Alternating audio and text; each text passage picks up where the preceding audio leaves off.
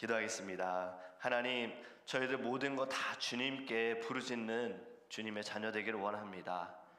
우리가 의지할 분은 주님밖에 없습니다. 세상을 의지하지 않게 하시고 세상을 바라보지 않게 하소서. 그리고 우리 안에 있는 우상들도 주님 다 무너뜨리고 오직 내 안에 계신 예수만 바라보며 예수께 부르짖을 수 있도록 주님 함께하여 주시옵소서. 그 어떤 것도 그 무엇도 주님께 아뢰고 주님께 의지하고 주님께 맡길 때에 주님께서 선한 주님의 뜻을 나타내실 줄 믿습니다. 우리의 뜻이 아닌 아버지의 뜻이 이루어질 수 있도록 날마다 주님께 기도할 수 있는 거룩한 시간이 되게 하여 주시옵소서. 감사하며 예수님의 이름으로 기도합니다. 아멘. 오늘 우리에게 하나님의 말씀은 창세기입니다. 창세기 41장 8절 말씀입니다. 창세기 41장 8절입니다.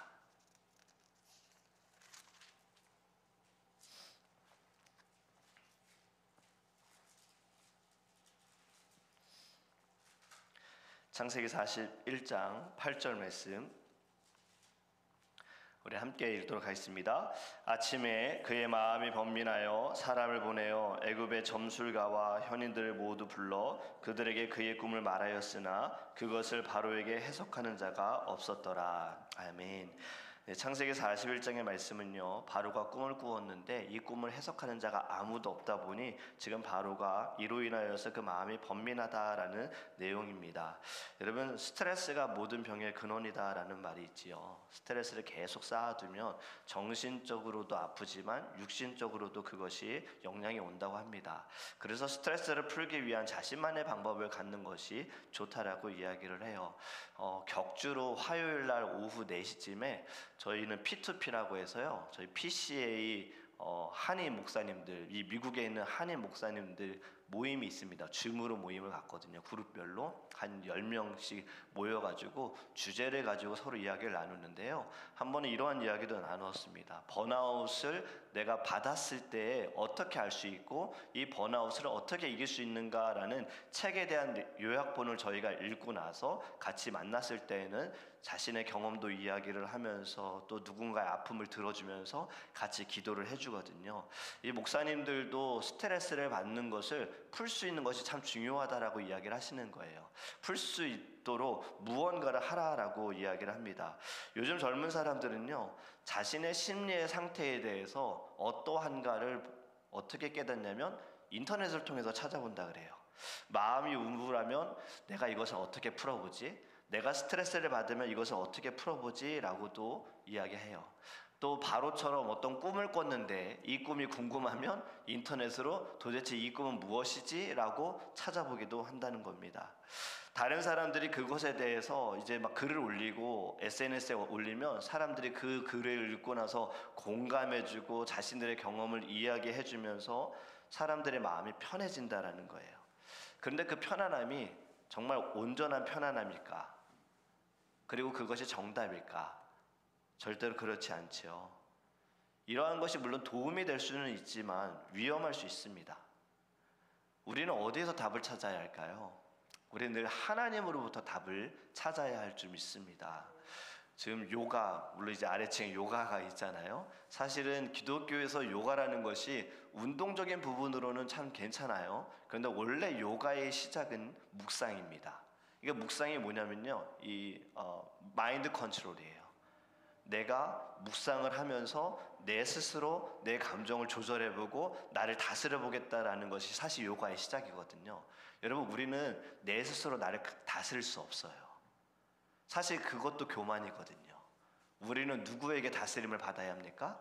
하나님께 다스림을 받아야 돼요. 그 어떤 것이든 큰 것이든 작은 것이든 우리는 다 하나님께 다스림을 받아야 할 줄 믿습니다. 참 아픔이라는 거, 이것이 경험을 해보면 모든 것이 다 감사, 모든 것이 다 주님의 은혜라는 것을 알게 되잖아요.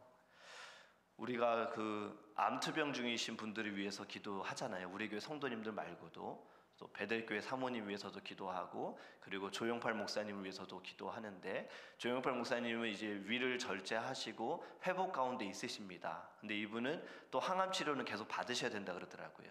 근데 베델교회 목사님 사모님도 이제 수술을 받으셨어요, 3주 전에.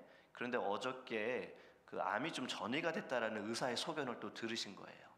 그래서 목사님도 좀 마음이 조금 힘드시고, 물론 사모님도 마찬가지고, 그리고 같이 기도한 성도들도 좀 마음이 굉장히 무겁다라는 이야기를 들었어요. 참 이 아픔이라는 것은요, 물론 하나님의 뜻이 있고 이를 위해서 우리가 더 기도해야 되지만 참 견디기 어렵고 참 어려운 것 같습니다. 지금 이제 환절기가 되면서 감기 걸리신 분들이 많이 계시더라고요. 지금 이든이도 감기 때문에 고생을 하잖아요. 어저께는 갑자기 열이 좀 올라가지고 새벽에 또 이하를 다녀왔어요. 그냥 둘 수가 없어서 이하를 다녀왔어요.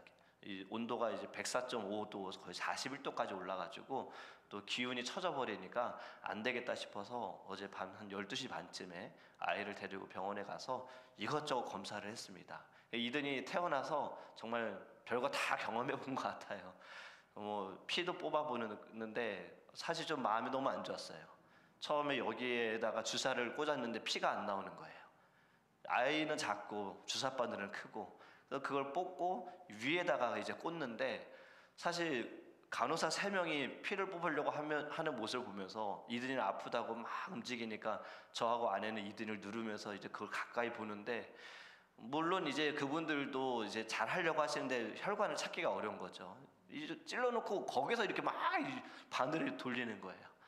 그걸 보면서 너무 마음이 아팠어요. 아내가 막 이제 울면서 이제 힘들어했어요. 그래서 진정을 하라고, 왜냐면 또 아이, 그 태중의 아이에게도 영향이 될 수 있을까봐 진정하라고 의자에 좀 앉아 있으라고 하면서 이제 이든이를 계속 케어했는데, 이제 좀 많이 힘들어했고, 검사 결과는 다행히도 큰 이제 문제는 없고 일반 감기입니다.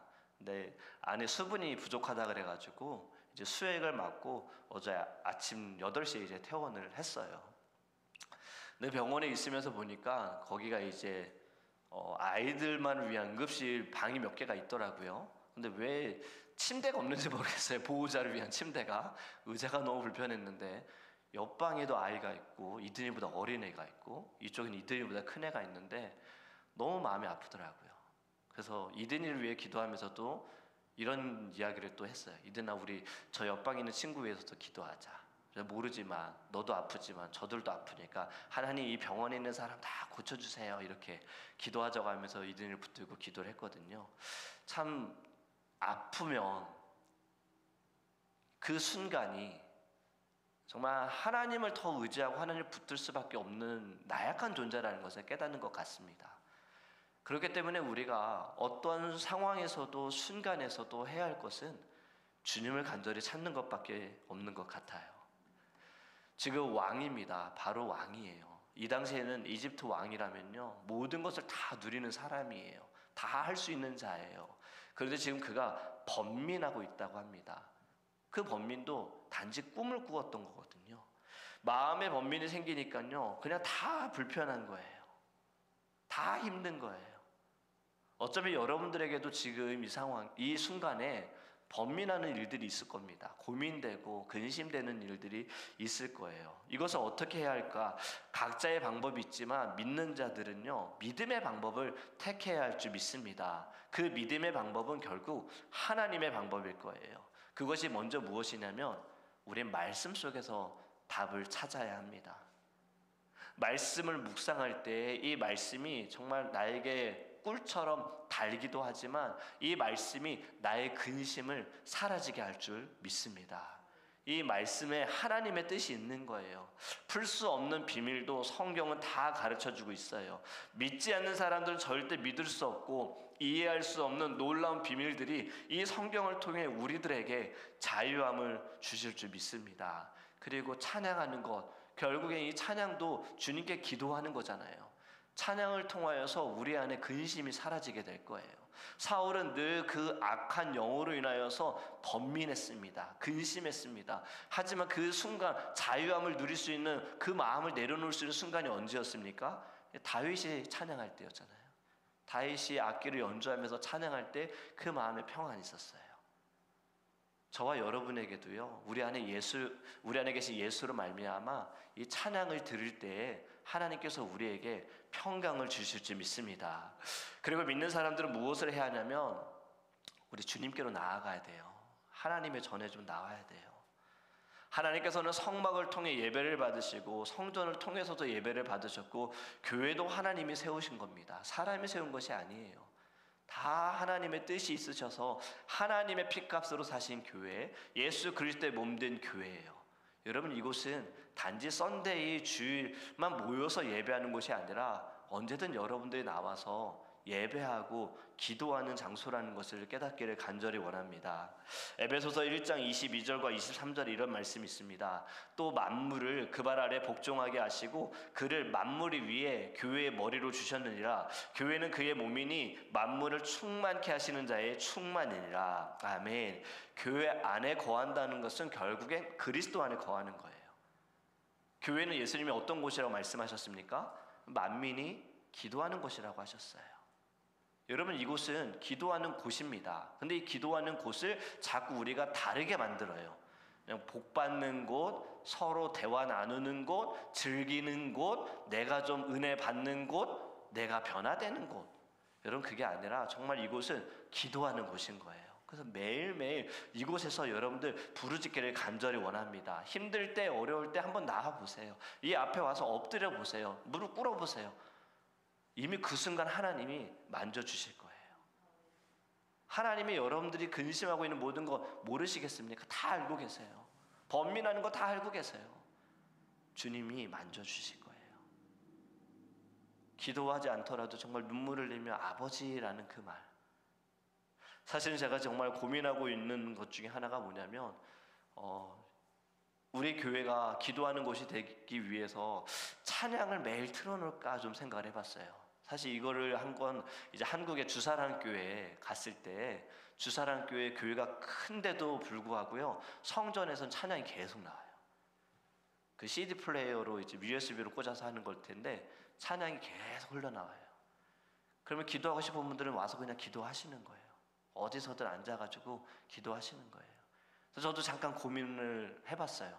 아예 지금 저 병원 문도 여기 문도 열어놓을까도 싶은 거예요. 왜냐면 병원에 오신 분들 아픈 사람들이잖아요. 찬양 소리가 흘러서 나가면 그분들 혹시라도 정말 힘들어서 기도하고 싶은 분들이 있으면 이곳에 와서 앉아가지고 기도하면서 하나님을 만나고 경험하고 위로를 얻지 않을까? 좀 이런 마음을 좀 가지면서 고민을 해보고 있는 거예요. 그런데 여러분, 먼저 우리가 기도해야 되죠. 우리 성도님들이 먼저 이곳을 기도하는 곳으로 만들었으면 좋겠습니다.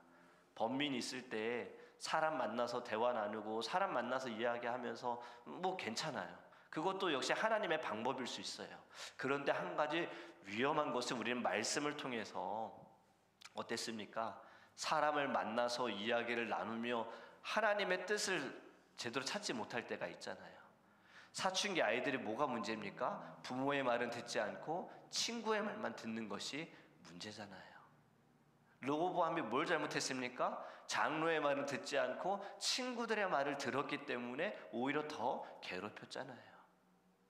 여러분, 주님께 나아가기를 간절히 원합니다.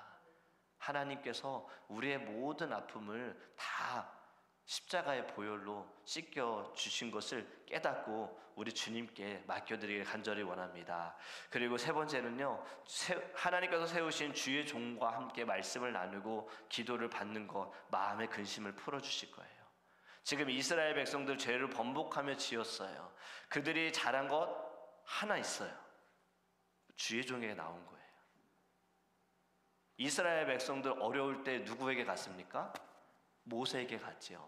물론 좋은 마음으로 찾아간 건 아니지만 모세에게 갔을 때 문제가 어떻게 됐습니까? 해결이 되어졌어요. 모세가 하나님께 나아가 엎드려 부르짖으니 해결이 된 거예요. 여러분, 하나님께서는요, 주의 종을 통해서 여러분들을 바른 길로 인도하여 주십니다. 그런데 이 이야기를 그 주의 종을 통해서 하시는 말씀을 듣느냐 듣지 않느냐는 이제 여러분들의 선택이고 여러분들의 결단이지요. 사울도요, 죄를 지었을 때 하나님이 그냥 죄 졌다고 처음부터 버린 거 아니셨어요. 주의 종을 통해서 계속해서 말씀하셨어요. 왜 이런 악한 일을 행하셨습니까? 왜 이러한 죄를 지었습니까? 라고 이야기를 했어요. 사울은 듣지 않았지요. 다윗은 어땠습니까? 들었습니다. 듣고 그는 깨달았고 주님 앞에 엎드려 회개했고 돌아선 거예요. 그래서 하나님 마음에 합한 자라고 이야기를 들은 겁니다. 여러분, 우리는요 늘 번민이 되어지고 근심이 되어질 때 기도하고 교회에 나와서 좀 엎드려 보고 주의 종에게 여러분 문을 두드려 와서 또 기도의 제목도 나누고 기도를 받는 것도 하나님께서 행하시는 하나님의 방법인 줄 믿습니다. 요한복음 4장 1절 이렇게 말씀합니다. 너희는 마음에 근심하지 말아라. 하나님을 믿으니 또 나를 믿으라. 아멘. 여러분, 이 말씀을 믿으십니까? 이 말씀이 여러분들에게 힘이 되십니까? 이 말씀이 여러분들에게 위로가 되기를 간절히 원합니다. 하나님은 고와 같은 우리를 버려두시지 않으셨어요. 죄인이었던 우리를 늘 하나님께서는요 버려두지 않으셨어요. 돌아올 수 있도록 우리를 붙들어 주셨고 하나님의 방법과 하나님의 뜻으로 우리를 자꾸 인도해 주신 거예요. 여러분, 영원히 해결받지 못할 문제인 죄 하나님께서 말끔 해결해 주셨잖아요. 믿는 자들의 영생을 얻습니다. 그리고 사망의 권세에서 벗어나게 되는 거예요. 오늘도 이 자리에 앉아 계시면서 여러분 마음에 근심이 있을 수 있어요. 오늘 우리가 불렀던 찬양처럼 마음속에 근심 있는 사람 주 예수 앞에 다 아뢰어라. 제가 새벽 예배에 이제 말씀을 조금 시간을 줄여보려고 하고 있어요. 왜냐하면 여러분들에게 더 기도의 시간을 드리려고요. 새벽에 여러분들 더 주님 앞에 부르시셨으면 좋겠어요. 여러분들의 문제만이 아니라 여러분들 주변에 여러분들 기도 제목 받으셨잖아요. 그분들 여러분들 믿고 기도 제목 이야기한 거예요. 왜냐하면 나를 위해 기도해 줄 것을 믿었기 때문에 그것을 또 여러분들 기도하셨으면 좋겠어요. 교회를 위해서 기도하셨으면 좋겠어요. 그리고 아프신 분들을 위해, 그리고 나라와 민족을 위해, 뭐 다음 달에 있을 대선을 두고도요, 여러분 이거 다 우리 기도할 제목인 거예요. 새벽에 이 문제를 가지고 하나님께 우리 부르시기를 간절히 원합니다. 죄의 멍에를 벗겨주신 하나님께서요 우리를 근심하도록 내버려 두지 않으실 겁니다. 우리 목사님들과 만남을 가지면서 사실 사람들, 성도들은 이렇게 생각하는 분들도 계세요. 어떻게 목사가 아프냐, 어떻게 목사가 힘들어하느냐. 근데 사실 성경을 아직 잘 모르셔서 바울도 아파했습니다. 그에게 육체의 가시가 있었지요. 3번이나 그것을 뽑아달라고 했으나 하나님은 그냥 그걸 두셨잖아요. 사실 바울은 너무 힘들었어요. 여러분, 주의 종도 아플 수 있어요. 그런데 이것을 표현하기가 어려운 거예요. 목사님들 이야기 나눠보면 다 그의 말씀하시는 거예요. 어디 이야기할 데가 없다는 거예요. 그런데 결론은 항상 똑같습니다. 주님 의지할 수밖에 없다라는 거. 주님 앞에 나아가 기도할 수밖에 없다라는 거. 어저께도 세미나를 하면서 목사님들이 굉장히 자신들의 나약함에 대해서 고백을 하시는 거예요. 어제는 중독에 대한 이야기를 좀 나눴거든요. 사실 저의 중독, 인정 중독 얘기를 드렸지만 사실 저한테는 또 일 중독이 있었어요. 왜냐하면 목회자 자녀로 PK로서 교회의 일은 결국엔 가족의 일이고 부모님의 일이다라는 생각으로 교회에서 정말 열심히 일만 했던 거예요. 나의 하나님을 위해서 예배하고 나의 하나님을 위해서 섬긴 게 아니라 부모님의 하나님을 위해서 섬겨왔던 것이죠. 그것이 일중독이고, 그 일중독은 결국에는 내가 이 일 잘해서 성실하게 해서 사람들에게 칭찬받고 싶은 인정 중독이죠.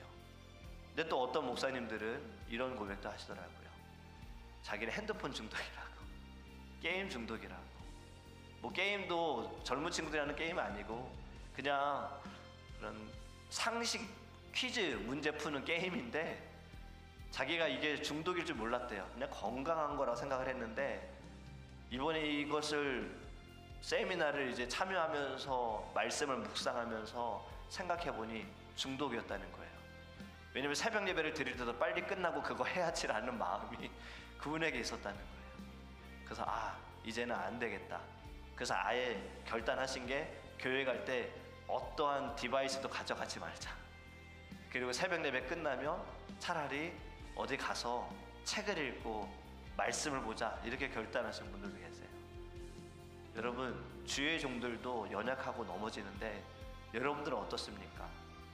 먼저 이 중독에서 벗어나기 위해서는요, 먼저 인정이 필요해요.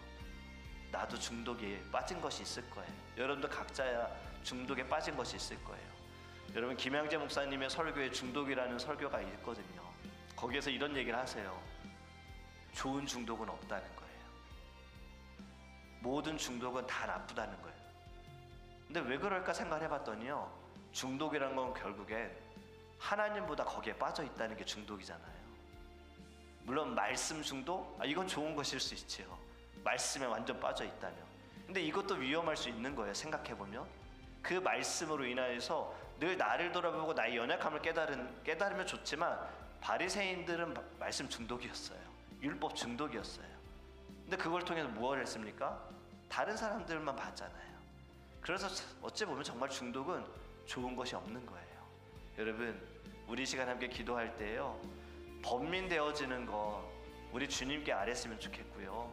지금 우리도 모르게 내 영혼을 갉아먹고 있는 것들이 있을 거예요. 주님께 나아가는 것을 그 가운데 벽을 세우는 것들도 있을 거예요. 여러분, 이것을 무너뜨려 달라고 우리 함께 기도하기를 원합니다. 제가 할 수 없다는 걸 우리 깨달았으면 좋겠어요.